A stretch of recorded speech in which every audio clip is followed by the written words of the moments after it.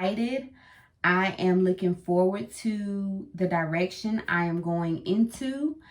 I do not regret making the decision that I made. And hello, my name is Shirria. This is the Shirria Mac channel where I am documenting my journey towards debt freedom in hopes to build wealth, retire early, or become work independent as a married woman paying debt alone. If you are new here, thank you so very much for clicking on this video. And if you are a returning viewer or subscriber, thank you so very much for coming back. If you're new and you're a viewer but not yet a subscriber, please consider subscribing so that you can follow my journey as a married woman paying debt alone. I am currently working on my 6-figure student loan debt, and those updates are shared every month, the first Saturday of the month. Anyhow, in today's video, I will be making a major announcement and we will get right into it. So, in my last video, if you have not watched, I will link it over in the corner over here somewhere. But I shared that I had a major announcement that I wanted to share with you guys. And without further delay, I'm just going to let you guys know that I quit my job in Child Protective Services.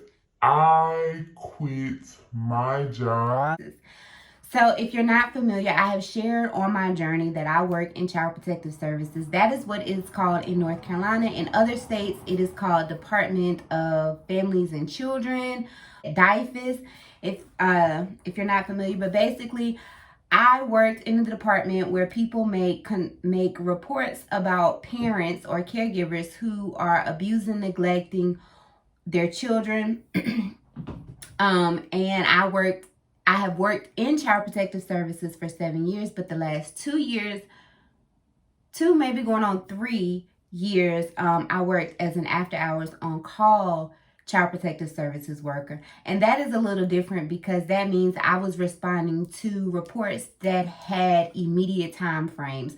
And usually immediate time frames means that it is something really bad, like children that have disclosed that they are being sexually abused and the perpetrator is still in the home with them. So like a mother or a father or uncle or something like that. Or they have been abused, like they have gone to the hospital and they have brain fractures or skull fractures or they're dead. Children fatalities, which is basically when a child dies and there are other children in the home. And the cause of death is believed to be a result of abuse or neglect by a child. For example, I had a child that died because he overdosed on fentanyl, and it was the illicit form of fentanyl. So other ones are dependency. So we'll have cases where one I can think of right off the top of my head is a mother was transporting drugs from Atlanta to New York. She was actually being investigated. They picked her up in Raleigh, North Carolina, and she had 2 of her children in the car. One of them was 9 years old. So we had to sit with that child until the father could come from Atlanta, and the mother was arrested and is still in jail. We've had cases where fathers have killed their mother, have killed the wives or the mother. I mean, it's just whatever you could imagine. That is some of the cases. Overdoses. Mothers have overdosed on drugs and we had to find a caregiver or family members to take the children. It's been a plethora of cases. And I want to say back in October, I think I did like a bring you along. And in that particular clip or video, I actually had to spend the night in the building because we are also responsible for foster care disruptions, which is when a child is in foster care in a foster home and for whatever reason the foster parent no longer wants that child in their home. And if we cannot find an immediate replacement, after our staff is responsible for sleeping with that child in the building. So it's just a lot of things. I'm not quite sure how I was able to last 7 years, but actually it would have been 7 years this September. But I was. And actually, it's just been things that have happened in the last 2 years, or maybe the last year, that really got me feeling like this part of my career was over. So I will go into what led to my resignation. So March 13th, 2020, it was the brink of the pandemic. March 13th was actually on a Friday, and that following Sunday, the schools in North Carolina shut down. So March 13th, my son was sick. If I have the picture of him, I actually took him to the doctor. He looked so horrible. But anyway, he was sick. I was scared he had COVID, but he didn't. He had a bronchial infection, I believe. And so he had a fever and all this other stuff. He was really sick. I picked him up from school, took him to the doctor. He had the bronchial infection. And I was next for one of those immediate responses. And so I got assigned the immediate response before I could let her know that I was not coming because my son was sick.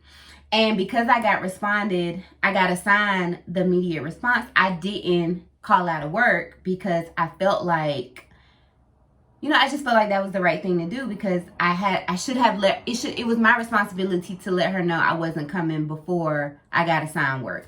So this case was very complex. The mother, she didn't speak English. She spoke like Swahili or something like that.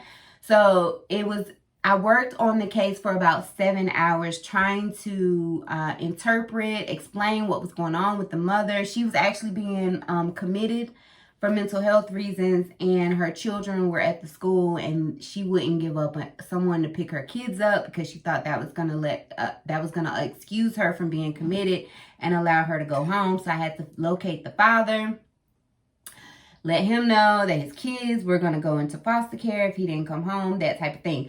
So I worked on the case from 3 o'clock till about 11 o'clock, and then my son's fever spiked and I had to leave. So I told my supervisor, I was like, my son was sick, his fever has spiked, and my parents are going to take him to the emergency room, and I'm going to meet them at the emergency room.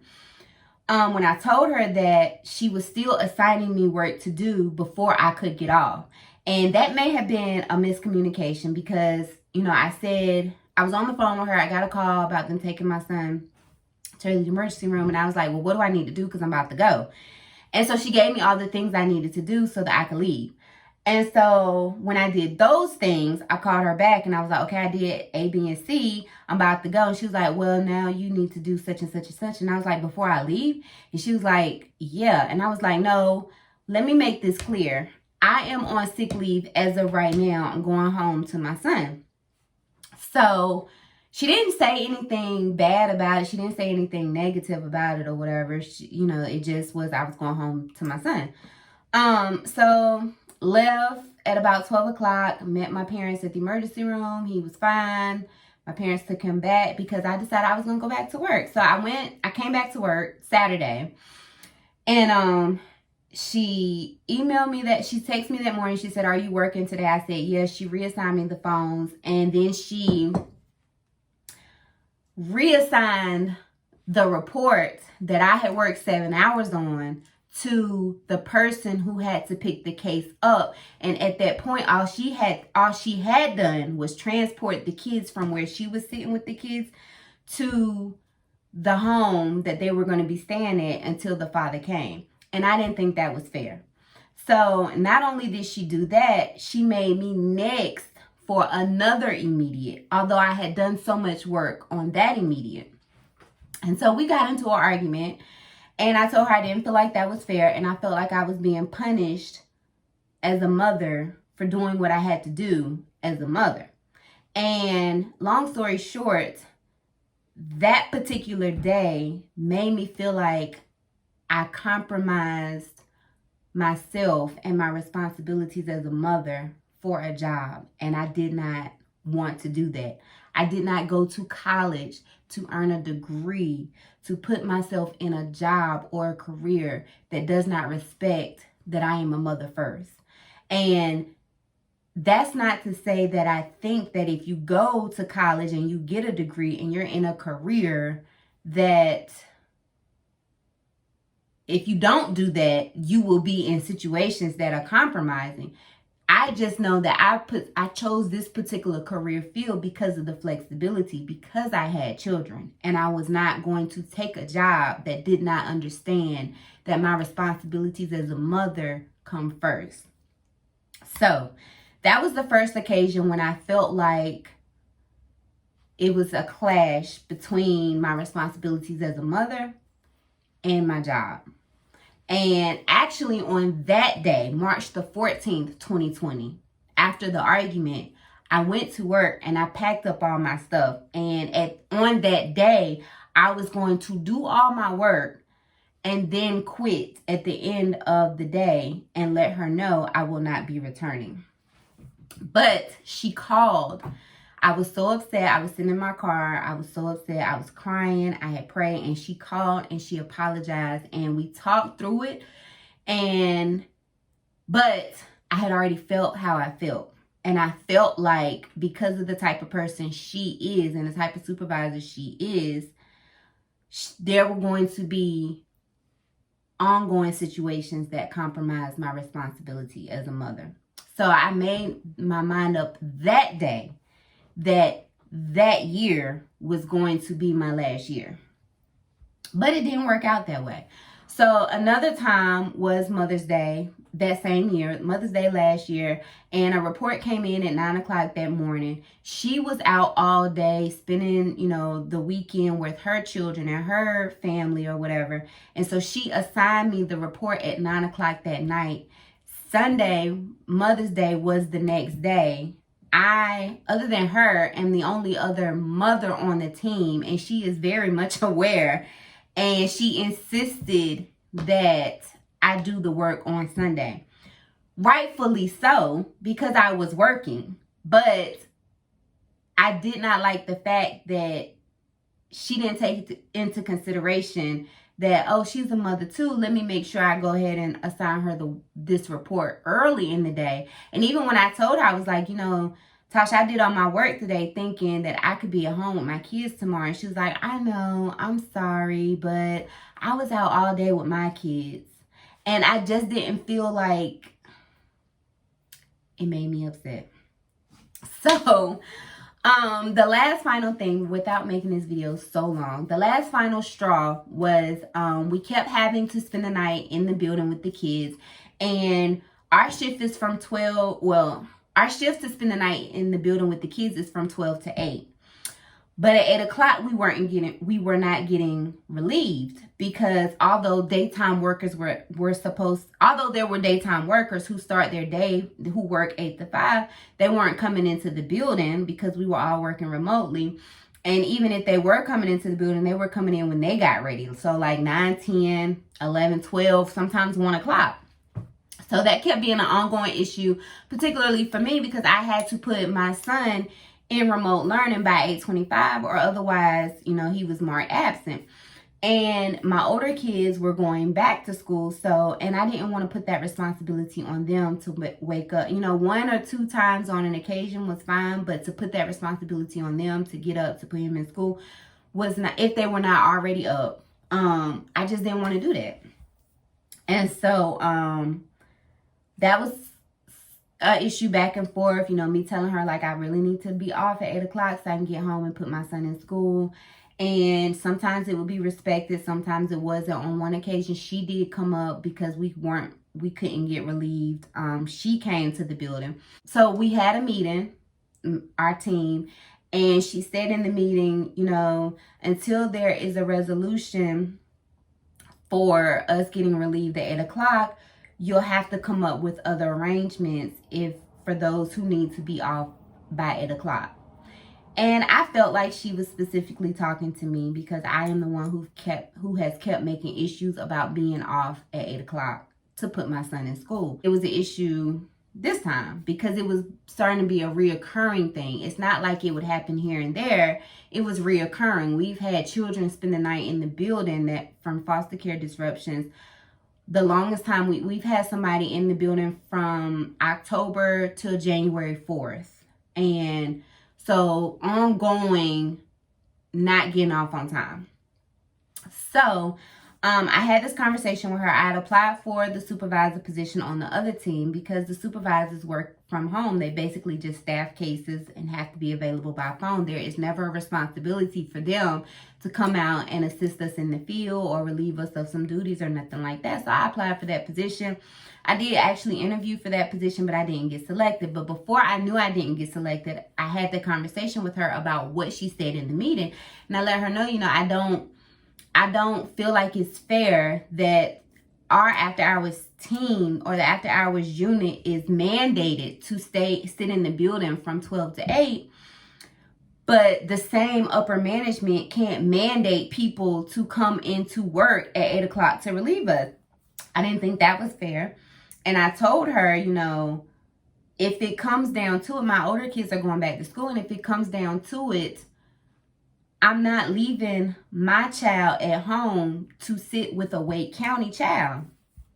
And if it comes down to it, I'm going to walk out and leave this Wake County child unattended. But I understand the consequence of that may be that I lose my job. And I explained to her that I'm not in a situation where I need to work this job. And so her response was, it's not always worth the war to be right. And sometimes you have to do what you have to do. And I didn't feel like that was a compassionate response. It's not that I wanted her to, I'm very mature, I feel like. And I think I have a good understanding of how business works. And I understand that sometimes when I take issues, I don't take issues to upper management so that they can give me what I want. I take issues to upper management so that they can be aware that it is an issue. And so I didn't feel like that's not what I wanted to hear. And so I said to her, there are 92 counties in North Carolina. Each county has a Child Protective Services unit, and I can always find employment at one of these other 91 counties. But I will never, ever be able to replace my son should something happen to him because he's at home alone because I'm here at work. And she said, I feel you, but sometimes you just got to do what you got to do. And I felt like what she meant was I would just have to take that risk and not walk out on that child. But what I heard was I need to find somewhere else to work. And so that was mid-February. By March 8th, I had another job offer. So I decided that I wanted to take something clinical because I am a licensed clinical social worker, and I was ready to start working in the clinical field. Also because, as I've shared before, I am working on a private practice and I need to continue to sharpen those skills to develop my private practice. In addition to, just being comfortable in that position, I have worked it for 7 years and I enjoyed going into working with the families without judging them, to help them, to educate them, to make better parenting decisions. And I feel like I developed a good rapport with the parents. But it was just, it was time. One thing I'm not going to sacrifice is my responsibility to my children. What am I doing now? So I did take a community health license. I think my title is a behavioral health therapist in a community, a mental health community center. It did pay a few cents more than what I was getting paid from the county, but the rate of the benefits are so expensive that I would bring home less. In the midst of taking that job, I was applying like crazy, and I have since got a better paying position with the University of North Carolina at Chapel Hill. One of its subsidiaries, it pays a substantially higher rate. My salary is in the 70s, which I think is great. I get a sign-on bonus that will be paid out over 2 years, every 6 months. And I have great benefits that are affordable and a 3% 401k match. And that is the position that I will be moving into. It is not it's a remote and in-person work setting. So after about 4 or 5 months, there will be some days that I am able to work from home.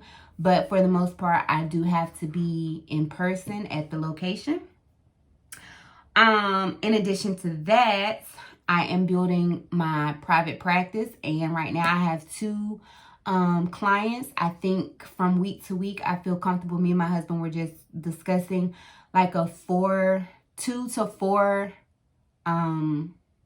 clients per week to have an additional income of about $1,000 to $2,000. And in the meantime, I'm planning on finding a location to start taking patients in person. And then I'm still doing the consulting 1099 job. I did let go of the health department as well because, I just really feel like I'm at a point in my life where quality over quantity.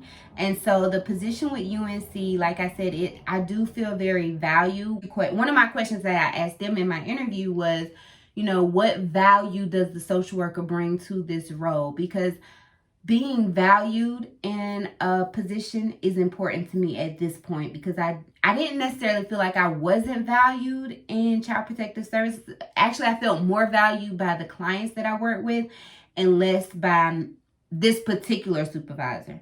Not so much my supervisors from the past. And so finally, that is what I'm doing now. If you haven't already kind of caught that in my budgets, my part-time income has been taken out. So between UNC and then my private practice and my consulting, I still anticipate about, $5,000 to $7,000 or $8,000 a month. Ideally, I would like to get it up to $10,000 a month and be able to put about $5,000 towards my student loans in the future. That is my goal that I'm working on. So, which is why I need you to subscribe. How does this affect my debt-free journey? I would like to think that it is going to accelerate the snowball, or accelerate how fast I'm able to pay off my debt. I do feel like now that I do have an hourly rate with UNC. I feel like I am identified as a non-exempt, which means I will not be paid for overtime, and they are very strict about working a 40-hour work week. So I feel like, I can better anticipate my budget. I can better structure my budget, because if you've watched my paychecks from Wake County, you know that, sometimes they would be $1,400, sometimes they would be $2,000. And so I feel like having that a set salary or a set amount, I could better budget. For one. For two, because we are paid bi-weekly, there will be months, what I hear other debt-free people referring to as magic months. And so there, I think I've already looked at my pay scale, and I think I have a magic month in, I think it's July. So, that's exciting to get 3 paychecks in 1 month.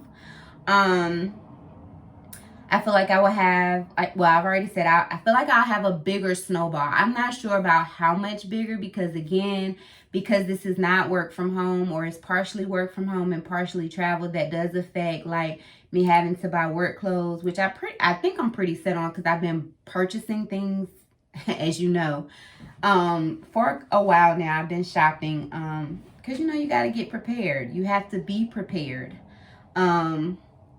So I've been purchasing work clothes that I found on sale. Of course, gas and food. Food for lunch and stuff like that. Although I do plan to remain as frugal as possible and keep my goal, my debt-free goal, in the forefront. Other than that, I don't feel like it'll have that much of an impact on my debt-free journey, or I don't feel like it'll have any type of negative impact on my debt-free journey. I still feel like I will be able to record YouTube consistently to keep you guys abreast on my journey. But, you know, that is it for me. I am excited. I am looking forward to the direction I am going into. I do not regret making the decision that I made. And I think it's up and it's stuck for me at this point. So I'm excited, and I hope you guys are excited for me as well. So that brings me to my question 1. Have you switched jobs during your debt-free journey? And if so, how did it impact your journey? That is my question. Comment down below your answers. I would love to read those, and I'm trying to get better with responding to questions on her. I'm in the process of building a lot of different routines that work for me. So this is definitely one of them. So comment down below, have you switched jobs during your debt-free journey, and how did it impact your journey? That is it for this video. Thank you. If you have stuck around this long, thank you so very much for watching this video and listening to me as I dump all of that onto you guys. Again, thank you so very much for watching. If you are excited about where I am headed on my debt-free journey, make sure you subscribe to my channel and click the notification bell so that you can be aware of every time I drop a video, which at this time is Tuesday and Thursday and some Saturdays. At the moment, it's just one Saturday, but I'm hoping it'll get to some Saturdays. I would love to have you on as a family member over here. Subscribing is free, and I promise you I am as transparent yet motivating as I possibly can be. And again, I would just love to have you. Finally, do remember that the debt-free journey is indeed a journey, not a destination. Bye.